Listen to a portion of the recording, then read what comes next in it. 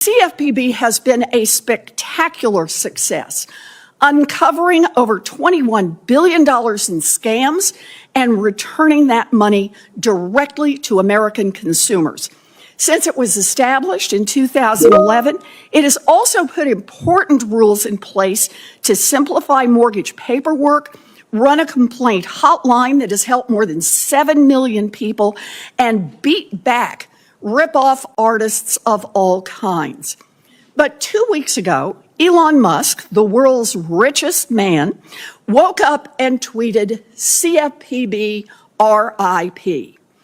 Over the next 72 hours, the Trump administration, in conjunction with Mr. Musk's Doge hackers, stopped the agency's work, shut down the website, and locked staff out of their offices. The CFPB has been sidelined, but it is not dead. First, the actions by the Trump administration to shut down the CFPB are plainly illegal. Congress passed the legislation that created the CFP. Congress, and only Congress, can shut it down. Advocates are in court right now asking judges to enforce the law, and I am confident they are going to win. Second, as more Americans hear about the agency, there is a growing, fierce backlash. Trump and Musk aren't shutting down the CFPB because it is good for consumers. They are doing it to advance their own financial interests. The play is not hard to see. Elon Musk wants to offer a new X Money feature on his social media platform. But some other apps are already out there, and Musk would have to compete against them. By seizing control of the agency, Musk can now root through all of the CFPB's confidential data that Doge has accessed on these potential competitors. As Musk launches his new app, he faces oversight from the CFPB. His plan seems to be to eliminate the watchdog, which would leave him free to scam and steal however he wants. And that is why I invited Elon Musk to the hearing today. Congress and the public deserve answers about why he's trying to kill the CFPB and answers about what he would gain personally if he's able to shut the agency down. No surprise, Mr. Musk is a no-show. He is too afraid to show up in person and defend his actions. He hides behind a gusher of silly tweets. But Elon, in case you're watching from your bunker or your Oval Office, it isn't too late. We're going to be here for another hour and a half. We have saved a seat for you, and we all have plenty of questions. So, even without Elon, I'm liking our panel today. We've got Massachusetts Attorney General Andrea Campbell to tell us how the CFPB works with partners all across this country to stop consumers from getting ripped off. We've got Lorelei Salas, who recently served as the CFPB's Director of Supervision and was responsible for making sure that the agency was doing the job of monitoring the biggest banks and lenders in the country so that they followed the law. We've got Mariette Gillen, a mortgage originator who is well-versed in the CFPB's work to protect homeowners from abusive practices and to stabilize our mortgage markets, stopping the next big housing crash. And we've got Stacey McCall, an Army vet who was trapped in a doom loop with an auto lender, unable to transfer her title back home after her assignment overseas ended. She worked for nearly a year to resolve it unsuccessfully until the CFPB came to the rescue. There are thousands of stories just like this one from hardworking middle-class Americans of all political stripes. We released a new report today on consumer complaints left in limbo by the Trump administration's illegal shutdown of the CFPB. We found that the agency is helping thousands and thousands fewer people every week with complaints about getting ripped off. We see what Trump and Musk are up to, and we are fighting to put a stop to it. So I appreciate all of our witnesses being here to join us today, and I appreciate your showing why this fight matters. And Elon, if you are still out there watching, give your thumbs a rest and show up and answer some real questions. We'll be saving a seat for you. And for that, we are ready to start with our testimony, and I call on Attorney General Campbell. Okay, press the button, ladies. First of all, good afternoon. Senator Warren, thank you. Members of the committee, colleagues, delighted to be here also with my fellow panelists. Thank you for the opportunity to testify today. While today's hearing provides an opportunity to discuss the significance of the Consumer Financial Protection Board, it's also a timely opportunity to discuss consumer protection generally and the issue of affordability.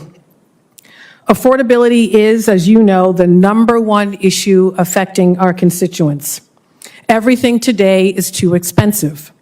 Housing, groceries, utility bills, auto insurance, home insurance, medical insurance, child care, education, and so much more. Housing costs, for example, should, some say, account for approximately 30% of one's household budget. However, in Boston, for example, in Massachusetts, housing is the largest expenditure, close to $35,000, accounting for close to 35% of a household budget compared to the national average. In Massachusetts, currently, the median sales price for a home is close to $1 million. We are currently facing an energy crisis where residents' utility bills are skyrocketing. In many cases, prices have surged by 30%, and our elders, working people, small business owners, veterans, and more cannot afford to heat their homes and businesses this winter. Our families, including those working 2 or more jobs, are one unexpected and unanticipated emergency from potential financial collapse, bankruptcy, or homelessness. Sadly, it gets worse. In addition to increasing prices, there are companies and individuals preying on our consumers and devising ways to steal their money and scam and cheat them out of their hard-earned dollars. For example, our office last year handled over 24,000 complaints. We recovered and saved residents over $10 million through individual assistance. Complaints involved healthcare services, landlord-tenant matters, used car sales, and social networking-related complaints. While most view the Attorney General as one who only advances public safety, and of course we certainly do that, we do so much more. My #1 priority is to address the issue of affordability. And every day we work to help residents build wealth, hold companies and individuals accountable for scamming them, and work to put money back into the pockets of our constituents. We do this while working with a wide range of stakeholders, but most importantly, the Consumer Financial Protection Bureau. Since its inception, the CFPB has returned over $20 billion to consumers. It was created to protect the homeowner struggling to pay their mortgage, the first-generation college kid who was unknowingly duped by a predatory for-profit college, the hard-working American forced to incur more and more debt, whose last pennies are being threatened by debt collectors using unscrupulous practices, and so many more. This mission mirrors what I, along with other state attorneys general, seek to do every single day. As the chief legal officers for our states, we protect consumers, our residents, and state economies. We investigate fraud, we prosecute predatory practices, and we work directly with residents providing consumer advocacy, education, and support, the results of which help put millions of dollars back into the pockets of families and working people. It is a core function of state, as well as federal government, to protect people from predatory businesses that drive up prices and trap them in debt. Given the nature of today's marketplace, we need both a national approach and state-specific approaches to ensure protection. That's why the work of attorneys general is made stronger through a partnership with federal agencies like this one. We combine resources and expertise to make meaningful gains for consumers nationwide. Since the Bureau's creation, the Massachusetts Attorney General's Office has worked with the agency on a number of important cases.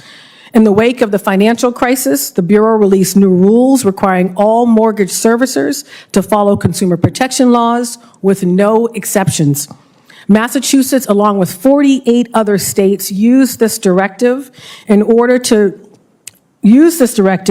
the nation's largest non-bank mortgage servicer at the time, Ocwen, to pay back millions to homeowners who were pushed to foreclosure and underwater in debt due to the company's practices. In 2020, we worked with the Bureau to reach an $86 million multi-state settlement with the national mortgage servicer, NationStar, which provided relief to homeowners. State AGs and the Bureau have vigorously taken on predatory student loan lenders. My office actually led a $1.85 billion settlement with Navient, securing debt relief and restitution for student loan borrowers given their practices. And most recently, my office secured more than $40 million in a joint lawsuit with the Bureau against Key Credit Repair, which charged consumers outrageous fees without providing results in return. We rely on data from this agency to do significant work. At a time when federal administration is threatening to step away from these responsibilities, make no mistake, attorneys general will work to fill the void if necessary. Some call the CFPB a rogue agency, when in fact the agency is taking on those corporations that have gone rogue. Corporations that exploit consumers to build a profit, simultaneously making the playing field unlevel for other businesses. Some call the Bureau a woke, weaponized agency. I tell consumers they better wake up. What these companies know to be true is that the average customer has no weapon to fight back. That customers are either unaware of a scam or they are unaware and do not have the resources to recoup the money, the house, or the wealth that was taken from them on their own. And what's most important is, or what's worse, is most companies, and let's be clear, not all companies, do not care about the consumer. Companies have demonstrated that you can see a profit margin while actually helping consumers build wealth. You can follow the law and make a profit. None of us is here, of course, to just talk about what we do individually. It is about collaboration, and I'm delighted to be here. I would just remind us in this moment in time to not allow ourselves to be distracted by the rhetoric or the noise coming from the administration or the talking heads. It's abundantly clear to me that they are not like us. They are not like us. They are not like us. If we are unable to do what's necessary to maintain and revamp the Bureau, I will do everything in my power to help my people. And I say my people because I know what it means to grow up poor, for a father to pinch pennies and to, across different bank accounts, combine $10 to take it out of the ATM to buy food. I am blessed to have gone to Princeton University and UCLA Law and to serve as a Black woman and the first Black woman AG of Massachusetts. I don't forget who I am, whose I am, or where I come from. It is an honor and a privilege to serve as Attorney General of Massachusetts, to work boldly and courageously on behalf of consumers. Otherwise, why are we here? This work is not about me or even us. The work is about serving the public, as my colleagues will describe, of course, in their own stories. And in my faith tradition, about glorifying Him. It's about creating an economy built on the American dream, entrepreneurship, hard work, community, and jobs. And I reject this false notion that for all to benefit in our economy, we have to demonize others and suggest that one group of individuals is taking away jobs or opportunities from the other.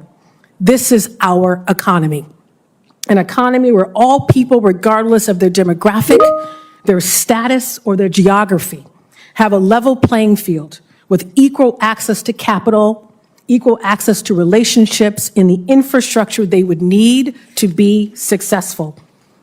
And now they are talking about, and this is my last point, and I'm going to wrap up, Senator. Now they are talking about sending checks to people from their access and steal your data DOGE efficiency work. I also don't like government wasting our time and our money not helping actual people. Yet there's nothing efficient about getting rid of this bureau. This is an agency that is less than $800 million to maintain, and yet is returning billions of dollars to consumers all across this country. And who will benefit? The very institutions, the banks, the financial institutions that previously received a bailout, and frankly, will look for another gift, another bailout.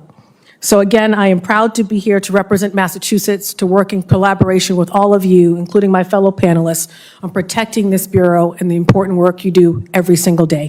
Thank you, Senator Warren. And thank you, Attorney General Campbell. Ms. Salas.